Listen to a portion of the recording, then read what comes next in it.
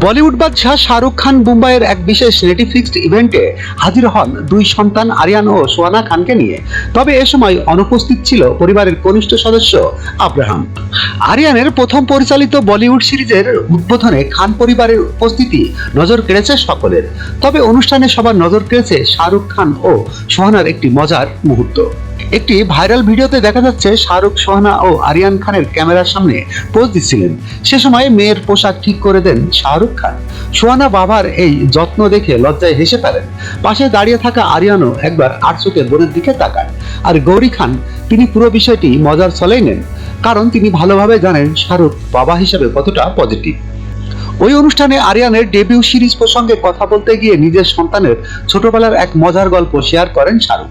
তিনি বলেন, আরিয়ান ও সোহানা যখন ছোট ছিল তখন কারণ জোহর, আদিত্য চোপড়া, ঋত্বিকের মতন অনেকে আমাদের বাড়িতে আসতেন।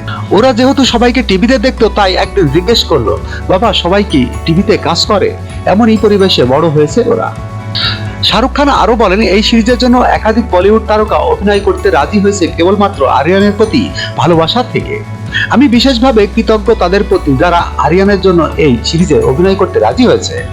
ওদের নাম এখনই বলা যাবে না, কারণ আরিয়ান আমাকে শো সম্পর্কে বেশি কিছু বলার অনুমতি দেয়নি। তবে আমি পুরো টিমকে ধন্যবাদ জানাই। এপিসোডগুলো সত্যি দারুণ হয়েছে।